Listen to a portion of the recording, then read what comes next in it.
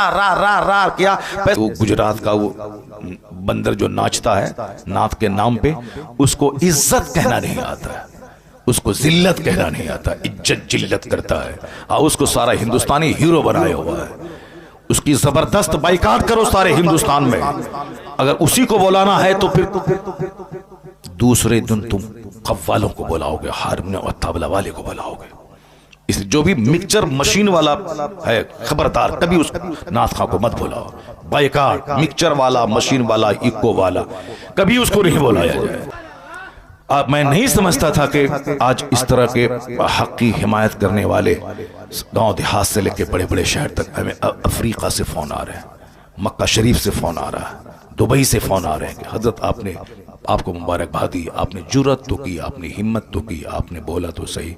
मैंने कहा शुक्रिया, कम से कम आपने बोला तो सही। हिंदुस्तान के बड़े बड़े मुफ्तियाने कराम, और फिर पब्लिक की तरफ से फोन आ रहे हैं। एक सेठ गुजरात का, उसने फोन किया। एक आज एक इस्लामिया इंटर कॉलेज का एक प्रिंसिपल, उसका फोन आया। आज पूर्णा का एक बहुत बड़ा सर्जन है डॉक्टर ख्वाजा नदीम, उनका फोन आया। ये सारे लोग कहते हैं हजरत हम लोगों के दिल में जो था वो आपने अपनी जबान से अदा कर दी। लाखों लोगों के दिल में यह बात थी कि ये अच्छा नहीं हो रहा है, हरा हरा हरा हरा हरा हरा हरा हरा हरा क्या पैसों की बारिश हुई, क्या है ये, क्या तमाशा हो रहा है। इसलिए आज अगर मेरे बोल देने से अगर सारे नाथ खां अदब से नाथ पढ़ने लगे तो समझ लें कि अल्लाह का करोड़ों शुक्र और एहसान है कि कम से कम कोई एक बंदा गाली गलोच सुनने के बाद हक तो बोला जिसका असर झलकने लगा है। हमारे हिंदुस्तान का एक बहुत पुराना मशहूर नाथ खां है असद इकबाल। अब वो कहाँ नाचता है, कहाँ साहब वो मशीन रखता है, पैर से ऐसे ऐसे दबाता है, कहाँ दबाता है उसने। अब आज 35 साल से नात पढ़ रहा है, अच्छी नात पढ़ रहा है, आवाज वही वैसी है। तो अब कायदे से सबसे पहला काम, अगर तुम में से कोई देखे किसी गलत काम को कि गलत काम हो रहा है तो सबसे पहली ड्यूटी है कि उसको हाथ से रोक दे। हाथ से रोके उसको, जबान से बाद में, दिल से बाद में, सबसे पहले हाथ से रोके, सबसे पहले हाथ से रोके। बादशाह पे लाजिम है कि वो तकरीर नहीं करे, बादशाह पे लाजिम है कि वो डंडे का इस्तेमाल करके गुनाह को रोक दे। फ़अऊज़ु बिल्लाहि मिनश शैतानिर रजीम, बिस्मिल्लाहिर रहमानिर रहीम। इन्नल लज़ीना आमनू व अमिलुस सालिहात कानत लहुम जन्नातुल फिरदौस नुज़ुला। सदक़ल्लाहुल अज़ीम व सदक़ रसूलुहुन नबियुल करीम। एक बार मोहब्बत से दरूद पाक पढ़ें। अल्लाहुम्मा सल्लि अला सय्यदिना व मौलाना मुहम्मदिन व आलिहि व बारिक व सल्लिम सलातुन व सलामुन अलैका या रसूलल्लाह। मैं अक्सर कहा करता हूँ कि दरूद पाक को एक रस्म समझ के नहीं बल्कि इबादत समझ कर पढ़ना चाहिए। दरूद पाक पढ़ने की बरकतें बेशुमार हैं। गरीबी का सबसे बेहतर इलाज है हुजूर पर कसरत से दरूद पढ़ना। तो लोग गरीबी दूर करने के लिए बहुत हाथ पैर मारते हैं ताकि मैं खुशहाल हो जाऊं, मेरे माल में इजाफा हो जाए। तो उनको दूसरे हाथ पांव मारने से पहले रोजाना कम से कम 1000 बार हुजूर पे दरूद भेजने का वजीफा कर लेना चाहिए। मन असरत अलैहि हाजतुन फलयुक्सिर बिस्सलात अलैहि। अकाल इस्लाम फरमाते हैं कि जिस पर हाजतें तंग हो जाएं, दुनिया उसके लिए तंग हो जाए, तो उसे चाहिए कि मुझ पर खूब दरूद भेजे। फ़इन्नहा तकशफुल खुमूम वल हुमूम वल कुरूब। आका फरमाते हैं कि दरूद पढ़ने से गम और फिक्र का खात्मा होता है, गम दूर होता है। व तुकस्सिरुल अर्ज़ाक़, रिस्क में इजाफा होता है दरूद पढ़ने से। व तक़ज़िल हवाइज, ज़रूरतें पूरी होती हैं। अगर किसी की मुराद नहीं पूरी होती हो, हाजत नहीं पूरी होती हो, तो वो अव्वल आखिर एक एक हजार बार दुरूद भेजे और बीच में अल्लाह से अपनी हाजत मांगे। अल्लाह तबारक व तआला उसकी हाजत पूरी फरमा देता है। तो महफिल मिलाद को महफिल जिक्र और महफिल दुरूद भी कहा जाता है। इस कॉन्फ्रेंस का नाम महफिल जिक्र और महफिल दुरूद भी है। तो आलिम साहब दुरूद अकेले पढ़ते हैं और आप लोग सब आलिम का मुंह देखते हैं, जबकि आपके फायदे के लिए दुरूद पढ़वाया जाता है कि इसी मजलिस के बहाने कम से कम 50 बार दुरूद भेज दें आप। एक बार सारे लोग जोर से पढ़ें, अस्सलातु वस्सलामु अलैका या रसूल अल्लाह। अस्सलातु वस्सलामु अलैका या रसूल अल्लाह।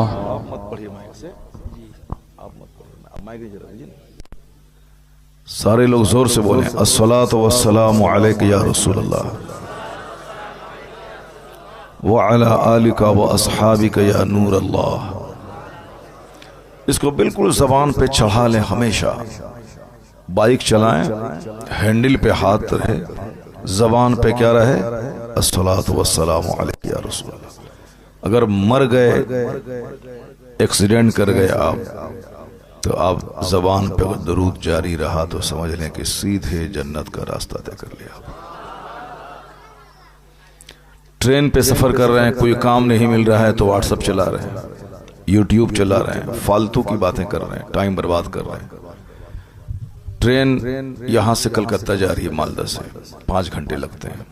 अब वो 5 घंटे या तो बंदा सो के गुजारता है या दूसरों से फालतू बातें करता हुआ गुजारता है। काश पेशाब पखाना और खाने के अलावा सिर्फ 2 घंटे में अगर वह 2000 दुरूद पढ़ ले, ये यादगार सफर हो जाएगा उसका। कोई नहीं करता, सारे लोग सिर्फ दूसरों का मुंह देखते हैं, दूसरों का मुंह देखते हैं, और नहीं उससे फुर्सत मिली तो मोबाइल चलाते हैं। मोबाइल में अच्छी चीजें नहीं देखते हैं। मोबाइल में किताब भी ज्यादा नहीं पढ़ना चाहिए आदमी को, क्योंकि उससे आंख की बीनाई कम होती है।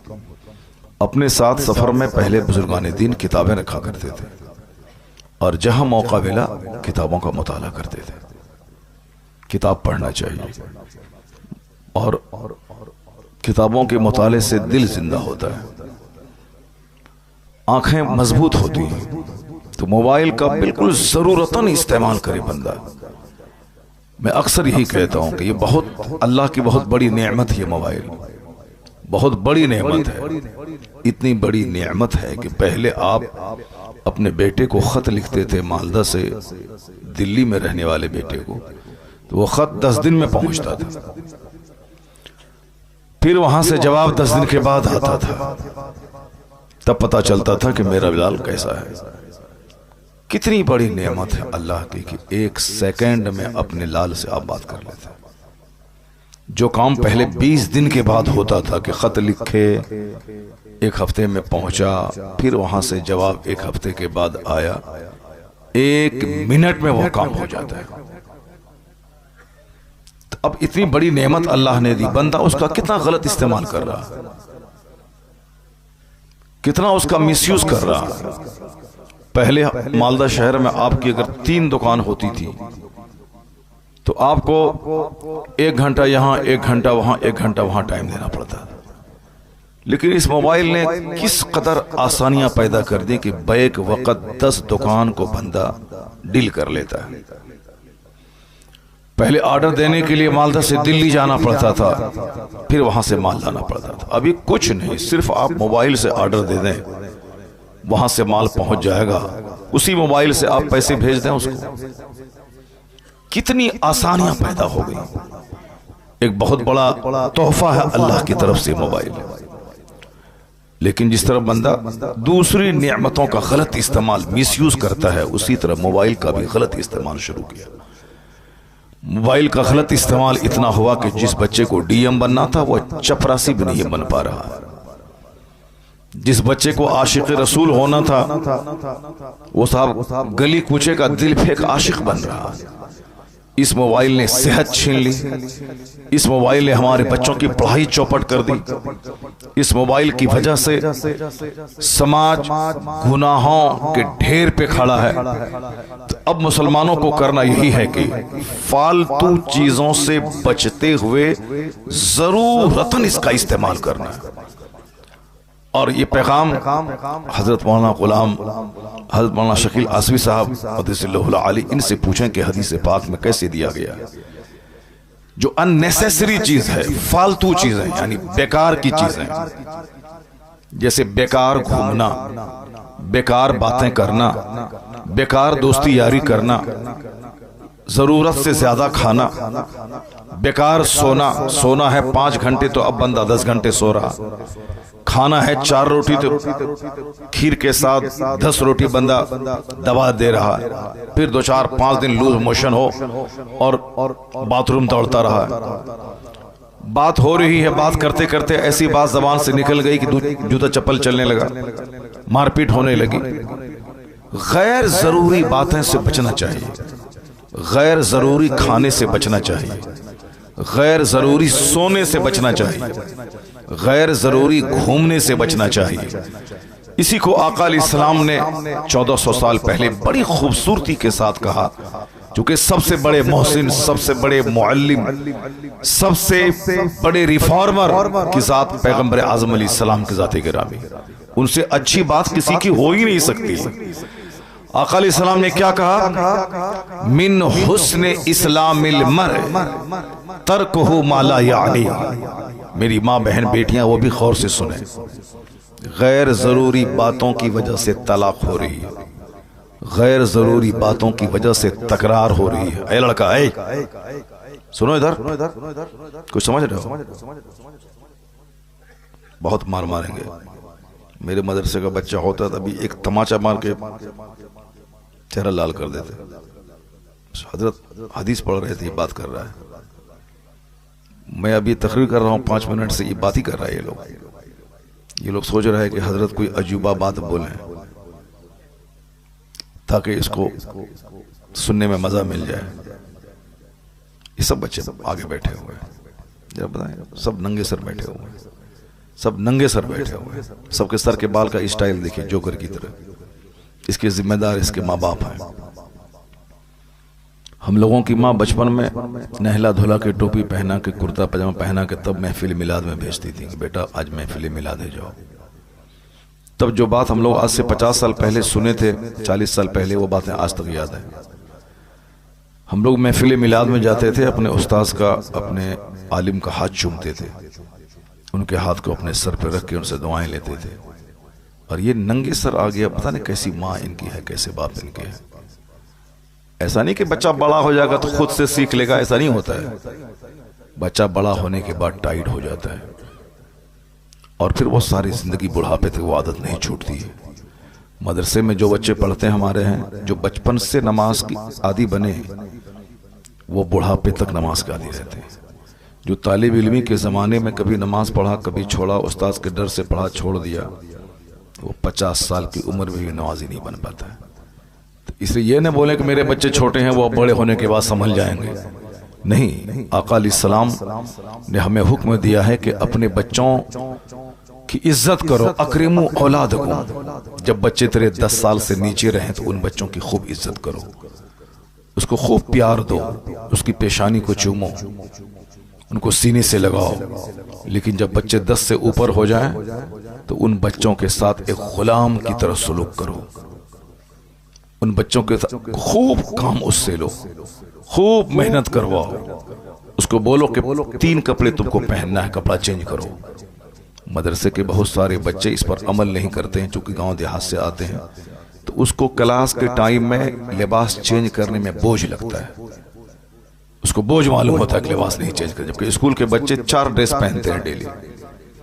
क्लास के टाइम का ड्रेस अलग है, यूनिफॉर्म, वहां से आने के बाद जनरल लिबास, खेल के टाइम का ड्रेस अलग है, फिर रात में नाइट ड्रेस अलग है, ताकि बच्चे एक्टिव रहें, सुस्त कोढ़ी नहीं बन जाए, काम चोर नहीं बन जाए। और ये वक्त है 10 से लेकर 20 साल के बीच का, उस टाइम में बच्चों को खूब बाप काम ले उससे। ऐसा नहीं कि हम खुद कर लेंगे तुम मत करो, जिसे हमारी माँ बहन बेटियां अपनी बेटियों को काम करने नहीं देती हैं, नहीं नहीं हम कर दे देंगे तुम मत करो। वही बेटी ससुराल में जाने के बाद माँ का प्यार सास से ढूंढती है, और सास तो सास ही है।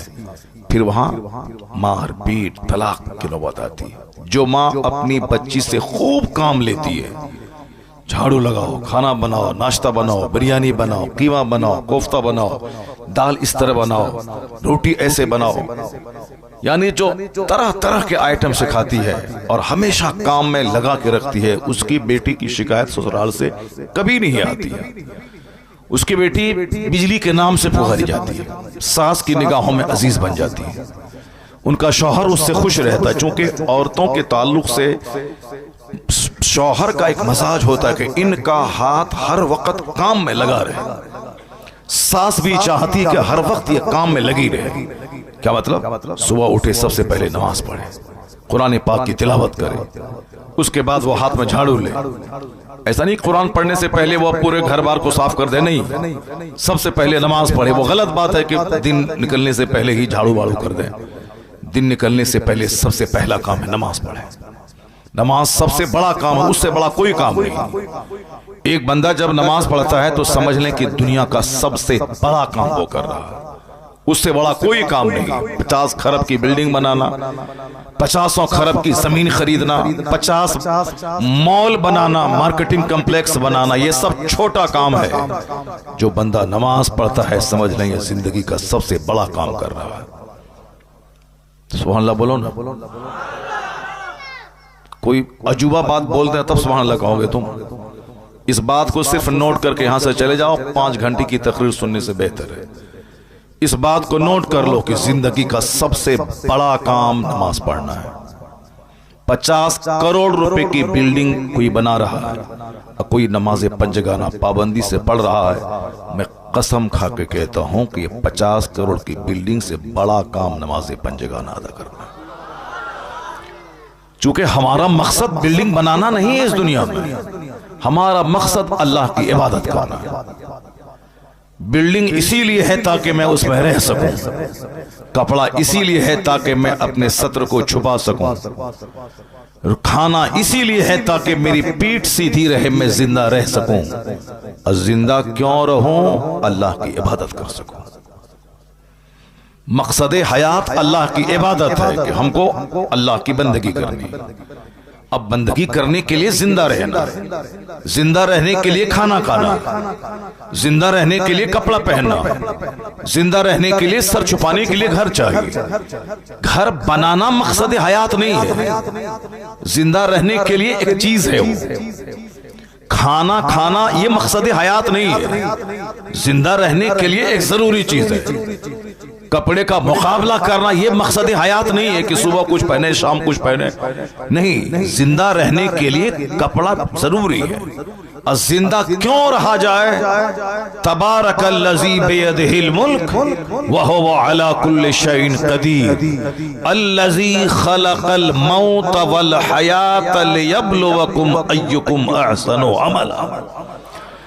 अल्लाह कहता है बड़ी बरकत वाला है वो जिसके कब्जे में है सारी बादशाहत, वो हर चीज पर कादिर है, जिसने मौत और जिंदगी पैदा की। Who created life and death, जिसने मौत और जिंदगी पैदा की ताकि वो टेस्ट करे कि तुम में से किसका काम अच्छा है। हमें अच्छे काम के लिए रब ने पैदा किया, न कि सिर्फ मकान का मुकाबला करें। वॉल पुट्टी करना है तो फॉल से सीलिंग करना है तो ग्रेनाइट लगाना है तो टाइल्स लगाना है, तो हाँ टाइल्स खूबसूरत है, ग्रेनाइट खूबसूरत है, तुम्हारे घर की फॉल से सीलिंग खूबसूरत है, लेकिन तुम कब खूबसूरत बनेगा? तुम्हारी खूबसूरती न मकान से है, तुम्हारी खूबसूरती न टाइल्स और मार्बल से है, तुम्हारी खूबसूरती अल्लाह की इबादत और अच्छे अखलाक से है। मिट्टी के घर में कोई सिविलाइज्ड, डिसिप्लिन, मुहज्जब, बाअखलाक नमाजी रहता हो तो वो मिट्टी का घर सोने के घर से बेहतर है। अगर गोल्ड का घर है उसमें है शराबी, उसमें है जुआरी, उसमें है सूदखोर, उसमें है नशा करने वाला, उसमें है रात दिन गाने सुनने वाला, उसमें है बेनमाजी, तो वह सोने का घर उसके लिए राख और कूड़ा करकट का ढेर है उसके लिए।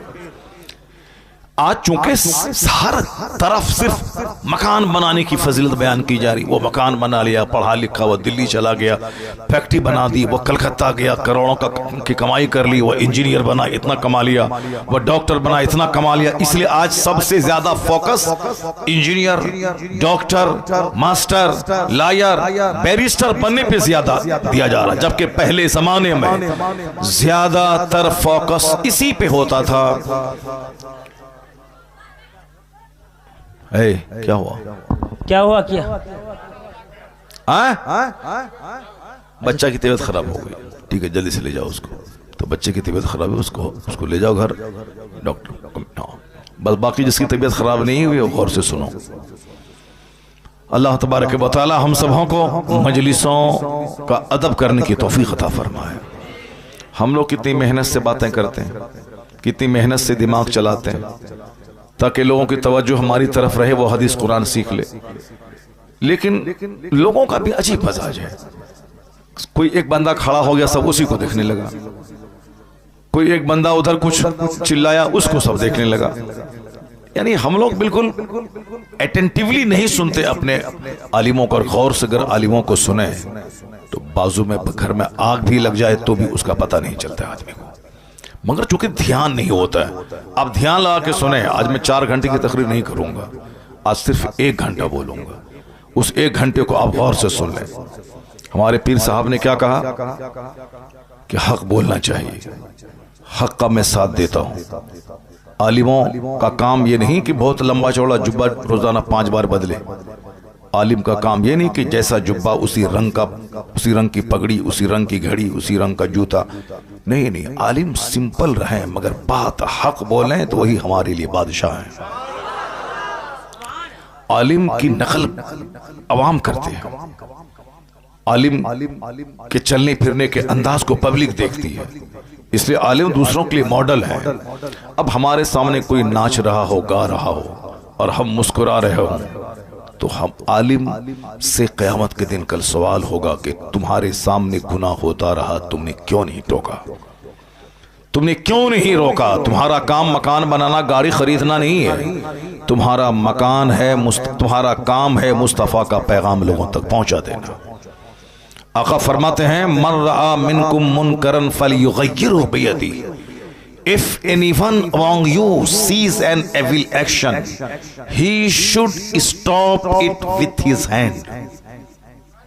सबसे पहला काम, अगर तुम में से कोई देखे किसी गलत काम को कि गलत काम हो रहा है तो सबसे पहली ड्यूटी है कि उसको हाथ से रोक दे। हाथ से रोके उसको, जबान से बाद में, दिल से बाद में, सबसे पहले हाथ से रोके। सबसे पहले हाथ से रोके। बादशाह पे लाजिम है कि वो तकरीर नहीं करे, बादशाह पे लाजिम है कि वो डंडे का इस्तेमाल करके गुनाह को रोक दे। कहीं शराब की भट्टी चल रही है, गांव के प्रधान, गांव के मुखिया, गांव के जमींदार जिसकी जमीन पे लोग चलते हैं, उस पे लाजिम है कि वो हाथ से उस गुनाह को रोक दे। वो बोले कि अगर तुमने शराब नहीं छोड़ा तो तुमको मैं अपने इस खेत पे चलने नहीं दूंगा। अगर तुमने बदकारी नहीं छोड़ी मैं तुमको इस गांव में घुसने नहीं दूंगा। ये लाजिम है जमींदारों पे, प्रधान पे, मुखिया पे, एमएलए पे, एमपी पे, जो गांव के सरकर्दा अफराद हैं, उसके लिए जरूरी है कि वो गुनाहों को हाथ से रोक दे। सबसे पहले फलयुगय्यिरहु बियदिही, उसको बदल दे, उसको रोके, उसको हाथ से रोके। फ़इल्लम यस्तति', if he is unable to do so, if he is unable, अगर वो मजबूर है कि हाथ से नहीं रोक पाएगा, हाथ से रोकेंगे तो मेरे पास उतनी ताकत नहीं है कि सामने वाले से मुकाबला कर पाए, तो कहते हैं कि दूसरा दर्जा ये है गुनाहों को रोकने का, गुनाहों से समाज को बचाने का। पहला दर्जा तो है कि हाथ से रोके, ये काम बादशाहों का और जिम्मेदारों का है। और जो भी आदमी कोई भी आदमी एनीबडी अगर अपने पड़ोस को हाथ के जरिए रोक सकता है तो रोक दे। अगर नहीं रोक सकता है तो दूसरा स्टेज है, दूसरा दर्जा है कि फलयुग़य्यिरहु बिलिसानी, उसको अपनी जबान से रोके, जबान से कहे कि हराम है, जबान से बोले कि ये नाजायज है, जबान से बोले कि अच्छा नहीं कर रहे हो तुम। अगर कोई पड़ोस का आदमी नमाज नहीं पढ़ रहा है और आप पाबंदी से नमाज पढ़ें तो आप पर यह लाजिम है कि आप उनको कहें, क्योंकि क़यामत के दिन आपके खिलाफ मुकदमा दर्ज करेगा वो अल्लाह के सामने, कहेगा इलाही मेरा हक दबाया है। वो बंदा बोलेगा इलाही मैंने क्या हक दबाया इसका, मैंने ना जमीन इसकी लूटी है, ना मैंने इसका पैसा लिया है, ना मैंने इसके बाग का फल तोड़ा है, आखिर मैंने क्या हक लूटा इसका। वो शख्स कहेगा इलाही ये सच है कि इसने मेरा ना मकान लूटा है, ना जमीन लूटी है, ना पैसा लूटा है, अलबत्ता ये 5 वक्त नमाज मस्जिद पढ़ने जाता था, मगर ये देखता था कि मैं नमाज नहीं पढ़ रहा हूं, इसने मुझको कभी नमाज पढ़ने के लिए कहा नहीं। अल्लाह समद। तो अकेले नमाज पढ़ना कमाल नहीं है, अपने पड़ोसियों, अपने रिश्तेदारों, अपनी बीवी, अपने बच्चों, अपने माँ बाप को भी प्यार से कह करके नमाज पढ़वाना ये जरूरी है।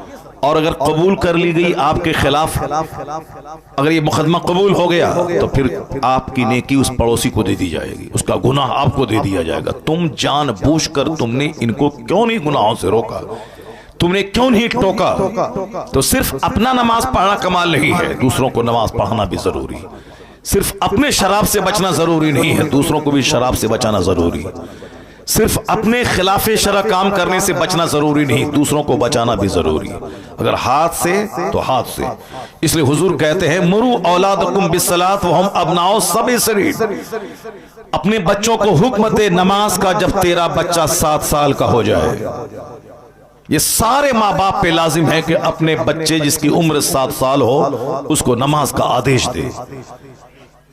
कभी नमाज पढ़ेगा कभी छोड़ेगा। पूछे मुफ्ती साहब से, 7 साल में नमाज फर्ज होती नहीं है। 7 साल की उम्र में बच्चा तो ऐसे ही गैर मुकल्लफ है, शरीयत का कानून उस पर नाफिज नहीं होता है, वह नाबालिग है।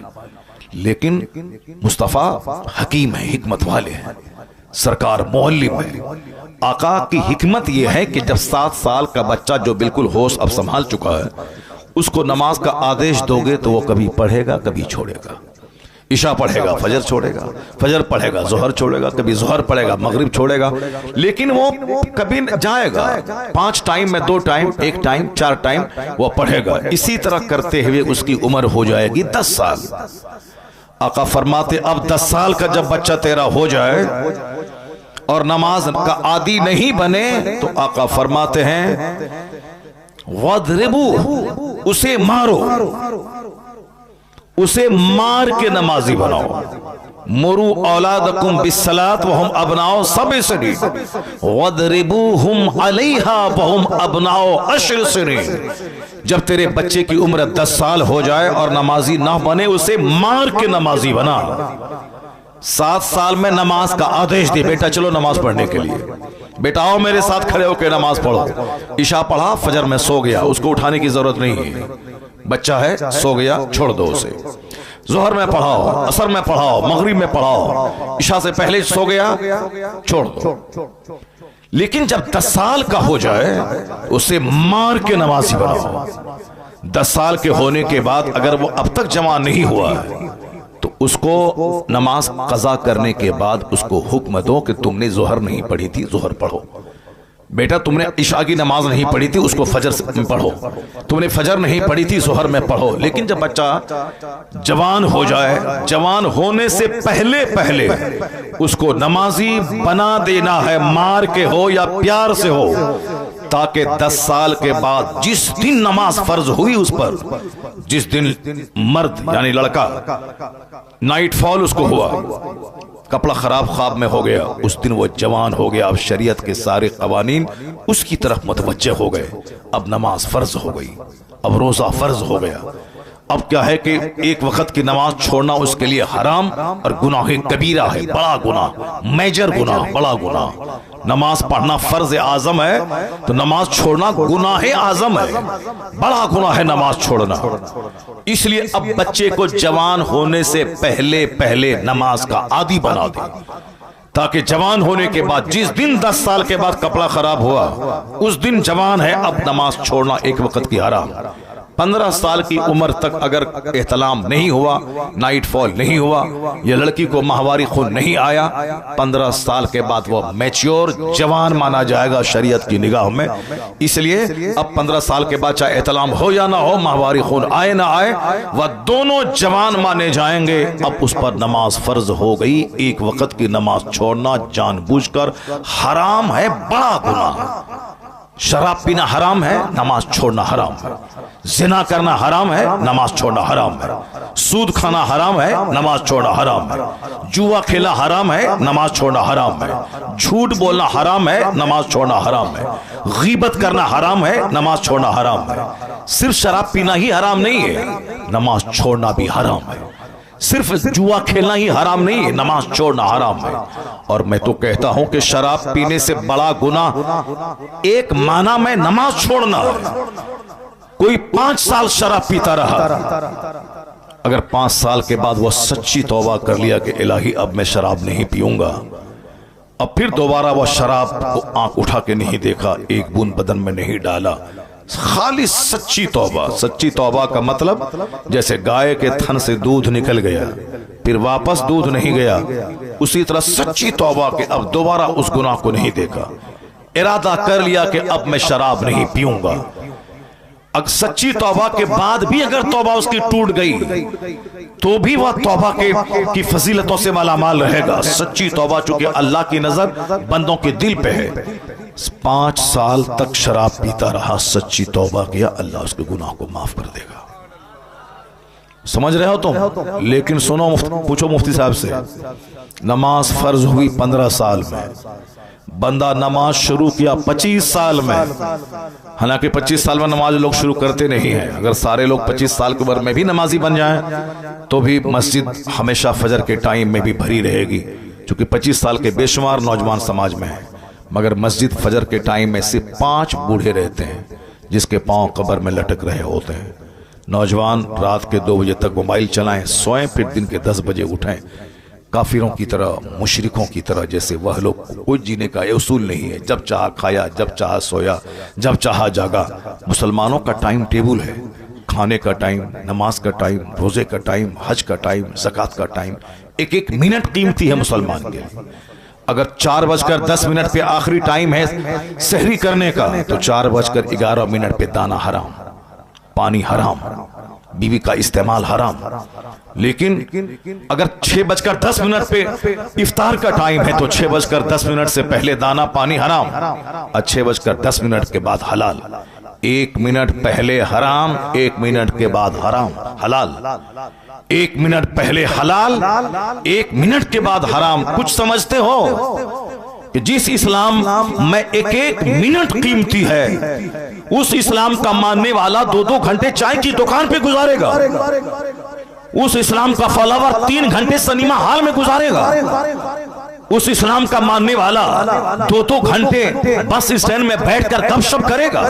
और जुमा के दिन 5 मिनट अगर खुतबा लंबा हो गया तो इमाम साहब को भगाने की तरकीब बनाएगा। आज जिस मुसीबतों में मैं मुब्तला हूं, यह सिर्फ मुस्तफा के अहकाम को न मानने का नतीजा है। और जब मुसीबतें आती हैं तो कहता है अल्लाह कहां है, रसूलुल्लाह कहां है। अल्लाह कहां है ये मत बोल, अल्लाह कहां है ये बोल के तू कहां खड़ा है। अल्लाह तेरी शहरक से ज्यादा करीब है, मगर बंदे बता दे तू कहां है, तेरा घर कहां है, तेरी औलाद कहां है, तेरा मुआशरा कहां है। रसूल पाक तो तेरी जान से ज्यादा करीब है। अन्नबी औला बिल मोमिनीन मिन अनफुसिहिम, नबी मुसलमानों की जान से ज्यादा करीब है।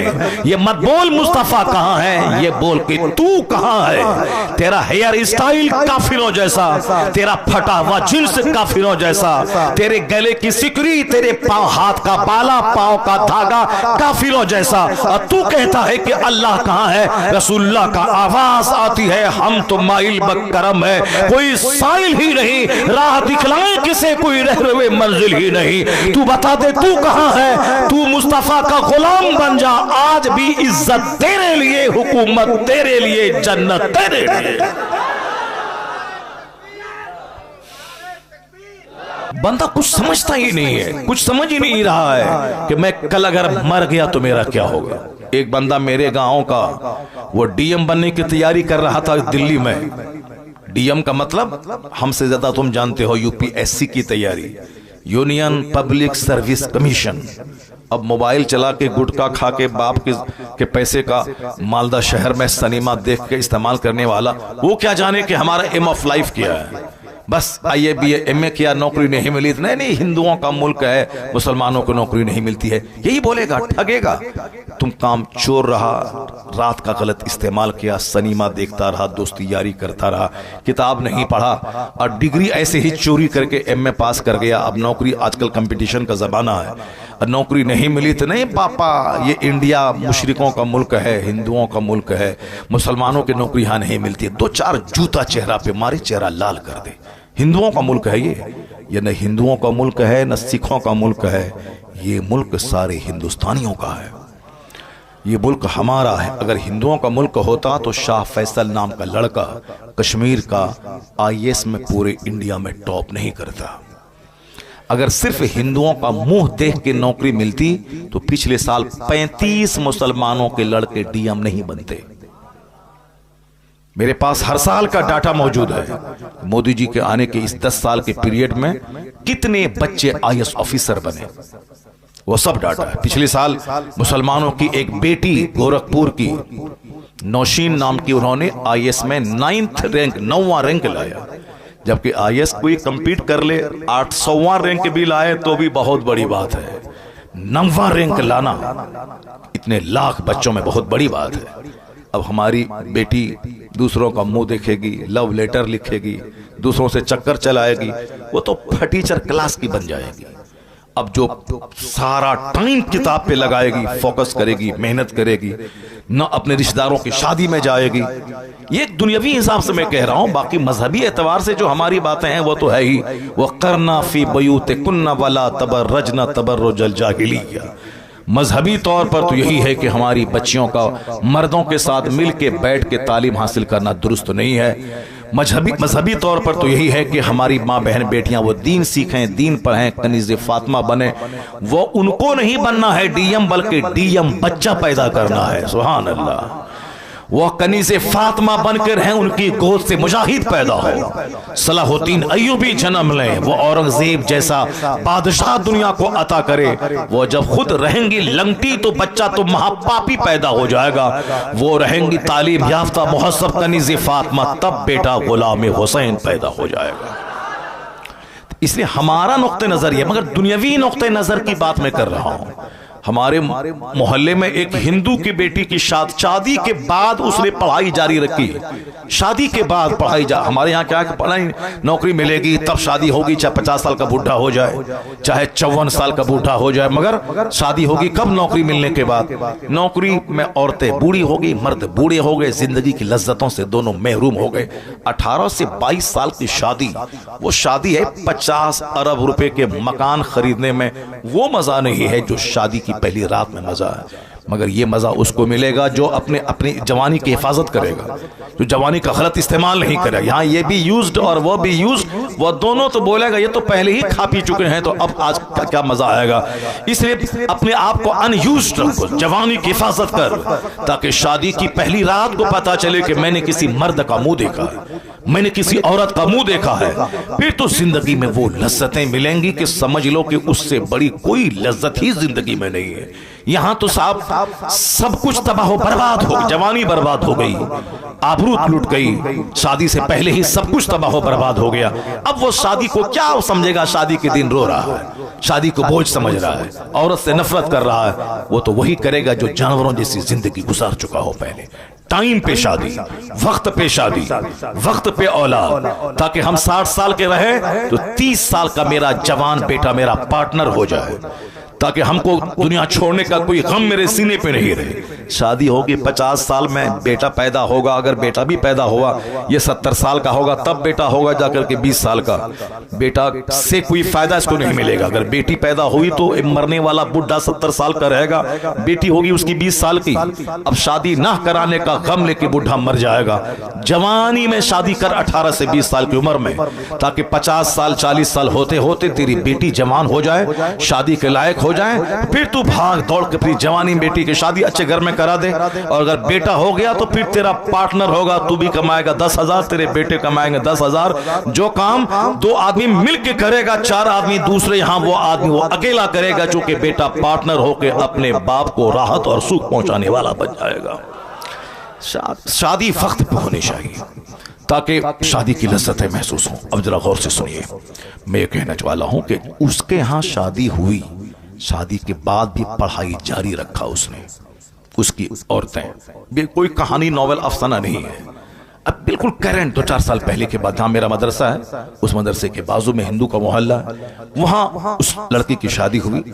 और हमारे यहाँ लड़की की शादी होने के बाद अब तलावत, दुरूद, नमाज, शादी से पहले तिलावत है, ताकि जब लड़का देखने के लिए आए लड़का वाला तो कहे कि हाँ हाँ मेरी बेटी कुरान भी पढ़ती है। कुरान क्या पढ़ती है? 100 में 99 औरत कुरान सही पढ़ती ही नहीं है। 100 में 99 औरत। किस कदर जहालत है, किस कदर इलिटरेसी है हमारी मोहम्मद सोसाइटी में।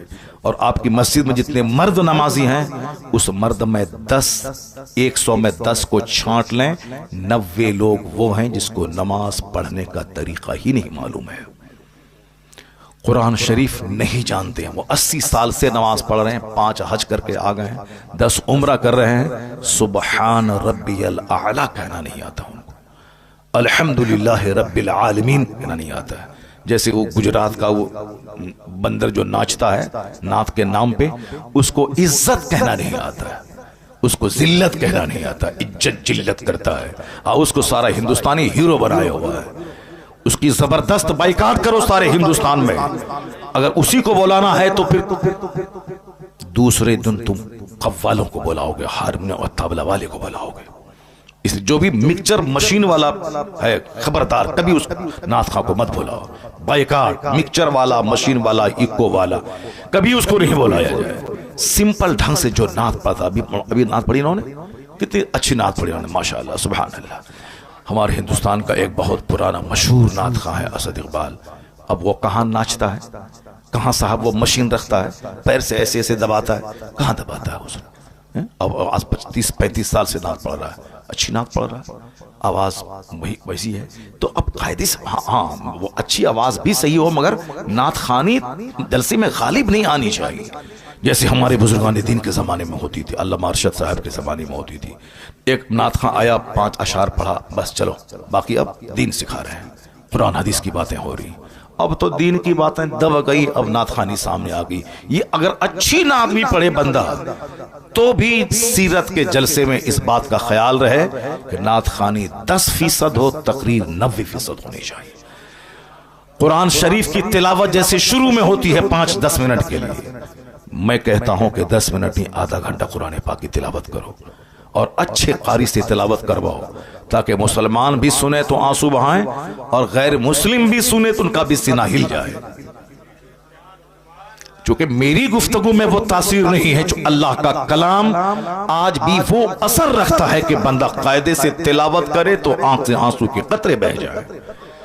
वह तक़शइर्रु मिन्हु जुलूदुल लज़ीना यख़शौना रब्बहुम, कुरान कहता है जो अल्लाह से डरते हैं उनके रोंगटे कुरान सुनने के बाद खड़े हो जाते हैं, उनके रोंगटे खड़े हो जाते हैं, उनके चमड़े नर्म पड़ जाते हैं। व इज़ा समिअू मा उनज़िला इला रसूल तरा अयुनहुम तफीदु मिनद्दम, जब वो अल्लाह के कलाम को सुनते हैं तो आंखें आंसू बहाने लगती हैं। अल्लाह का कलाम है ही इस काबिल कि बंदा आंसू बहाए, हंसे नहीं। कुरान हुज़्न के साथ नाजिल हुआ है, इसलिए आका फरमाते हैं जब कुरान पढ़ो तो आंसू बहाओ, रोने जैसी सूरत बनाओ। खुद आका अलैहिस्सलाम अब्दुल्लाह इब्ने मसूद जो सहाबी रसूल हैं, उनसे कहा कि तुम कुरान पढ़ो मैं सुनूंगा। उन्होंने कहा सरकार कुरान तो आप पर नाजिल हुआ है, आपसे बेहतर कौन पढ़ सकता है। आका ने कहा कि मैं सुनना चाहता हूं तुझसे। उन्होंने जब कुरान पढ़ना शुरू किया तो हुजूर सुनते रहे, यहां तक कि इस आयत पर जब पहुंचे, वजीना बिका अला हाउलाए शहीदा, सरकार ने हाथ के इशारे से कहा कि रुक जाओ। अब्दुल्ला इब्न मसूद जब रुक गए, चूंकि वो मुस्तफ़ा को सुना रहे थे, किस बेखुदी में सुना रहे होंगे, जिस पर कुरान नाजिल हुआ है उनको सहाबी सुना रहा है, किस कदर बेखुदी में सुना रहा होगा कि मैं आका को सुना रहा हूं जो कुरान वाले हैं, जिन पर कुरान नाजिल हुआ है, वो बेखुदी में सुना रहे थे। इधर आका अलैहिस्सलाम ने जब रुकने का इशारा किया, वो जब रुके, उसके बाद आंख उठा के देखा तो देखा हुजूर की आंखें आंसू बहा रही हैं। सुभान अल्लाह, सुभान अल्लाह। जिन पर कुरान नाजिल हुआ वो कुरान सुन के रो रहे हैं, इसलिए हुजूर ने कहा जब कुरान पढ़ो तो आंसू बहाओ, आंसू ना निकले तो आंसू बहाने जैसी सूरत बना लो। गम से कुरान नाजिल हुआ है। कुरान का मजाज है जंग साफ कर देना, कुरान का मजाज है घमंड दूर कर देना, कुरान का मजाज है जो सुने तो उसके रोंगटे को खड़ा कर देना। आज हमारे यहाँ कुरान ही नहीं पढ़ा जाता है, कॉमेडी सुनी जाती है, कुरान नहीं सुना जाता है। जहां तहां की बेजान कहानी सुनी जा रही, कुरान नहीं सुना जा रहा। बंगाल में एक और गलत रीत है, जीवनी के नाम पे फालतू बेबुनियाद और गढ़ी हुई रिवायतें बयान की जाती है, और गा गा के गढ़ी हुई रिवायतें। सैयदा फातिमा ज़हरा रज़ियल्लाहु ताला अन्हा की शान में गैर मुहज़्ज़ब जुमले, नबी बोला ए फातिमा, ये सारी बातें जीवनी के नाम पे बोली जा रही है, जीवनी के नाम पे गाया जाता है। 5 बच्चे बैठे हुए, ये गा रहा, जीवनी बयान कर रहा है। उलमाए कलाम से हदीस सुना जाए, उलमाए कलाम से कुरान सुने जाए, झूठी जीवनी बयान नहीं की जाए, कुरान पाक के पढ़ने का रिवाज दिया जाए। घर में कोई औरत हाथ में काम में हाथ नहीं लगाएगी जब तक कि वह कुरान पाक की तिलावत न कर ले। कोई झाड़ू नहीं लगाएगी जब तक कि वह दुरूद ना पढ़ ले। जिन अय्याम में उन पर नमाज फर्ज नहीं है, जब माहवारी के दिनों में, उन दिनों में भी आदत बना दे कि वह वजू करके मुसल्ले पे बैठ के 100 बार कलमा शरीफ, 100 बार दुरूद पढ़ ले, ताकि दूसरों को उनकी कमजोरी का पता भी नहीं चले और नमाज पढ़ने की आदत भी लगी रहे, ताकि नमाज 5 वक्त पढ़कर वजू करना, मुसल्ले पे बैठने की आदत लगी रहे। वरना वह पाक होंगी, 1 दिन पहले वो नहाएंगी, 2 दिन के बाद नमाज शुरू करेंगे, 5 दिन के बाद फिर अगला महीना का खून आ जाएगा, बस सुस्ती करेंगी। इसलिए बुजुर्गों ने कहा है उसे नापाक हालत में नमाज नहीं पढ़ना है, लेकिन वह दुरूद तो पढ़ सकती है, वजू करके मुसल्ले पे बैठ जाए ताकि नमाज के टाइम की आदत लगी रहे। वह दुरूद पढ़े काम शुरू करने से पहले। मुसलमान मर्द तिलावत करे काम शुरू करने से पहले, तिलावत 5 मिनट जल्दी से खत्म कीजिए, बाकी वो नाचेगा 1 घंटा, 1.5 घंटा, 2 घंटे तक। नाते पाक को नाच नहीं बोला जाता है, नाते पाक को मुजरा नहीं बोला जाता है। जो तुम्हारा स्टाइल, जो तुम्हारा ढंग है, उस ढंग की मजम्मत की जाती है, नात की नहीं। जो नात दिल से पढ़े तो बंदा वली बन जाएगा, जो दिल से मुस्तफ़ा से इश्क करे तो वह वली बन जाएगा। दिल से जो करे, जबान से हम आपके बगैर नहीं जिएंगे, नमाज फजर जोहर असर सब गायब है, वो तो सारी जिंदगी पढ़ता रहेगा नात, विलायत की क्या बरकतों को महसूस ही नहीं कर सकता है। वो आशिक रसूल वो होगा जो मुस्तफ़ा की मोहब्बत में मुस्तफ़ा की पैरवी करता है। आशिक रसूल तो गर्दन कटाने को तैयार रहता है, गर्दन कट, जो नमाज फजर के लिए ना उठ पाया वो गर्दन क्या कटा पाएगा। बस सिर्फ 2 पैसा कमाने के लिए ये सारे नाम लिए जाते हैं। आला हजरत के सामने एक शख्स आया, कहा हुजूर मैंने नात लिखी है। उस नात के अशार में जब देखा, मैं आपके लिए तड़प रहा हूँ हुजूर, आपकी जुदाई में बेचैन हूँ। आला हजरत ने क्या कहा, जो कुछ आपने लिखा है वो अगर आपके दिल में है तो आप वली हैं। जो आप लिखे हैं कि हम हुजूर की याद में तड़प रहे हैं, हिज्र में बेचैन हैं, अगर वाकई आप बेचैन हैं, आप वली हैं, वली। ये कौन बोल रहा है? कुतुबुल इरशाद। ये कौन कह रहे हैं? नाइब गौसे आजम। ये कौन कह रहे हैं? शेखुल इस्लाम वल मुस्लिमीन। हम लोगों की बात तो कमजोर है, शेखुल इस्लाम वल मुस्लिमीन की बातें हैं। क्या कह रहे हैं? अगर ये बात आप दिल की कैफियत है तो आप वली हैं, आप, जाहिर सी बात है। और अगर नहीं, सिर्फ अल्फाज की बाजीगिरी है, अल्फाज और जुमले का जोर है, तो आप झूठे हैं, अगर वो बात आपके दिल में है नहीं कि मैं तड़प रहा हूं, और अल्फाज में लिख रहे हैं कि मैं तड़प रहा हूं, तो आप झूठ बोल रहे हैं, और झूठ में कोई असर नहीं, कोई तासीर नहीं, कोई बरकत नहीं। आला हजरत ने कलाम उनके हाथ में दे दिया। अब आप बताएं कि ये है। और आजकल ये कहते हैं नात पढ़ने को मुजरा कह दिया आपने, नात को गवैया, नात पढ़ने वाले को गवैया कह दिया। नात पढ़ने वाले को गवैया नहीं बोला जाता है, जो फिल्मी स्टाइल में नाते पाक की तौहीन करे उसको गवैया बोला जाता है, उसकी तौहीन की जाती है। वरना नात आप कायदे से पढ़ें और आंसू निकले तो बंदा आपका पांव चूम लेगा कि आशिक़ रसूल है। पहले लोग पढ़ते थे, 5 वक्त की नमाजें पढ़ते थे, तिलावत करते थे, पीर नबी की नात बावजू मुहज्जब होकर पढ़ते थे, सारा मजमा रोता रहता था, सरकार की मोहब्बत दिल में पैदा होती थी। एक तो तुम नात पढ़ता है बेवजू, नात पढ़ता है बेनमाजी, और उसके बाद ढठाई के साथ फिल्मी स्टाइल में नात पढ़ता है, फिल्म के गाने के तर्ज पे नात पढ़ता है, और फिर आलिम दीन की तौहीन और अपमान करता है। जिस आलिम के पांव की धूल के बराबर नहीं है ये बेनमाजी और जाहिल नात खां, ये उलमा की तौहीन करते हैं। उनको पीछे बैठा के आगे बैठ कर वो उनकी तरफ पीट करके नात पढ़ते हैं, जबकि मालूम है कि 18 साल का आलिम जवान 80 साल का बूढ़ा कोई हो तो उस पर लाजिम है कि आलिम से आगे नहीं, आलिम से पीछे चले। हमसे कहते हैं दलील कहाँ है? दलील बहार शरीयत में सदरुल शरिया ने लिखा है, जो फ़िक़्ह इस्लामी की इंसाइक्लोपीडिया, उसमें यह बात दर्ज है। उसमें कहा गया है कि आलिम चाहे कि गैर आलिम चाहे जितनी उम्र के क्यों ना हो, 80 साल का ज़ईफ क्यों ना हो, उस पर लाजिम है कि 15 साल जवान आलिम के पीछे चले। ये उम्र का एहतराम नहीं बल्कि इल्म दीन का एहतराम है। यह इल्म दीन का एहतराम, उनके सीने में कुरान और हदीस का इल्म है। जैसी की तैसी कर डाली तुम लोगों ने जलसे की, और उसके बाद आज कोई टोक रहा है तो तुम उसके खिलाफ बोल रहे हो, उसके खिलाफ चल रहे हो। मैं मुबारकबाद देता हूँ हिंदुस्तान के इस गए गुजरे माहौल में भी तमाम मुफ्तियान कराम, तमाम आइम्मा कराम, तमाम उलमा, तमाम मशाइख को, जिन्होंने इस गए गुजरे माहौल में भी हक की हिमायत करके आलिम होने का हक अदा किया। अब मैं नहीं समझता था कि आज इस तरह के हक की हिमायत करने वाले गांव देहात से लेकर बड़े बड़े शहर तक, हमें अफ्रीका से फोन आ रहे हैं, मक्का शरीफ से फोन आ रहा है, दुबई से फोन आ रहे हैं कि हजरत आपने, आपको मुबारकबाद दी, आपने जुर्रत तो की, आपने हिम्मत तो की, आपने बोला तो सही। मैंने कहा शुक्रिया, कम से कम आपने बोला तो सही। हिंदुस्तान के बड़े बड़े मुफ्तियान कराम, और फिर पब्लिक की तरफ से फोन आ रहे हैं। एक सेठ गुजरात का, उसने फोन किया। एक आज एक इस्लामिया इंटर कॉलेज का एक प्रिंसिपल, उसका फोन आया। आज पूर्णिया का एक बहुत बड़ा सर्जन है डॉक्टर ख्वाजा नदीम, उनका फोन आया। ये सारे लोग कहते हैं हजरत हम लोगों के दिल में जो था वो आपने अपनी जबान से अदा कर दी।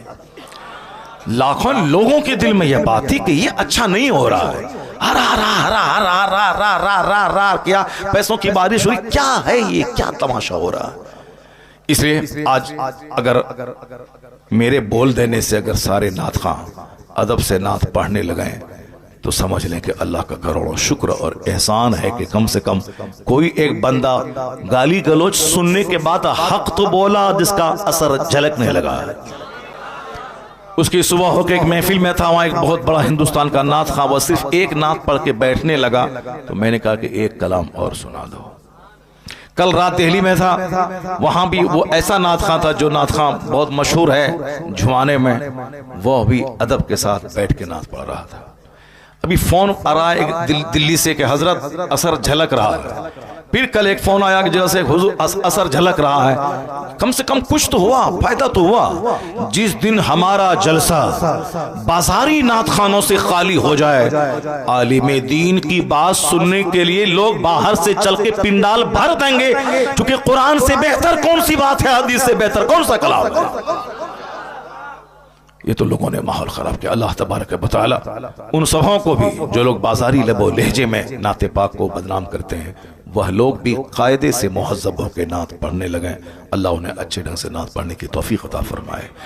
चाहे 1000 अच्छी नात हो, मगर नात सिर्फ 5 से लेके 10 मिनट बस। उसके बाद तकरीर, फिर एक नात, फिर तकरीर, फिर एक नात, जैसे पहले होता था बुजुर्गान दीन के ज़माने में होता था। ये तो अब चला है कि नहीं, हम एक ही बार पढ़ेंगे, चाहे 1 घंटा पढ़वा लो, चाहे 2 घंटा पढ़वा लो, एक ही बार पढ़ेंगे। तो उनको आप कहिए कि हम एक ही बार नजराना देंगे, एक बार नजर ना देंगे, 5,000 रुपये जो दे दिए तो बस, उसके बाद 30,000 रुपये फिर नहीं देंगे। वरना तुम हमारी महफिल में नात पढ़ने आ रहे हो तो मैं जैसे कहूंगा वैसे तुमको नात पढ़ना होगा। पैसा मैंने दिया है तुमको, और पैसा दिया है तो अब जैसे मैं कहूंगा वैसे करना होगा। एक नात पढ़ो, बैठ के तकरीर सुनो, फिर एक तकरीर के बाद बैठो, नात सुनो, फिर उसके बाद नात पढ़ो, फिर तकरीर सुनो, फिर बैठो, फिर नात पढ़ो, सलातो सलाम पढ़ेगा, दुआ में शरीक होगा, फिर उसके बाद यहाँ से जाएगा। उसके बाद जो तुम्हारी उजरत है, जो मजदूरी है, वह तुमको दी जाएगी और जाओ। ये होना चाहिए। ऐसा नहीं कि अपनी बात चलाने के लिए कि वो जो उस दिन तमाशा हुआ, मैंने कहा था कि उनकी नात लास्ट में पढ़ा, पहले तकरीर करवा लो, मजमा है बड़ा, दिन का पैगाम पहुंचवा दो। वो बोला नहीं नहीं, हम एक ही बार पढ़ेंगे, चाहे पहले पढ़ें कि बाद में पढ़ें, 1-2 बार नहीं पढ़ेंगे, एक ही बार पढ़ेंगे। तो उनकी बात मान लिया, मेरी बात नहीं मानी। जलसा वाला उनकी बात मान लिया, मैंने कहा था तकरीर पहले करवाओ, मेरी बात नहीं मानी, उन्होंने कहा उनकी बात मान ली। तो जाहिर सी बात है, नीयत जहां खराब होगी तो बरकतें कहां से जाहिर होंगी। आलिम दीन को सम्मान देना होगा, दीनी गुफ्तगू को इज्जत देनी होगी। अब जरा गौर से सुनिए मेरी बात जो मैं कह रहा हूं। मैं कह रहा हूं कि साहब, हमारे यहां शादी के बाद एक गलत ट्रेंड है कि अब पढ़ाई बंद, अब सिर्फ खाना बनाना, बच्चा पैदा करना, झाड़ू लगाना, उसके बाद सब मुताला, सब नमाज वगैरह सब बंद। जबकि मरते दम तक बंदा को इल्म हासिल करते रहना चाहिए। आया है उतलबुल इल्म मिनल महद इलल लहद, obtain knowledge from the cradle to the grave. मां की गोद से लेके कब्र की गोद तक इल्म हासिल करते रहो और हर दिन नई नई चीज सीखते रहो, यहां तक कि मौत आ जाए। एक बहुत बड़ा स्कॉलर अंग्रेज का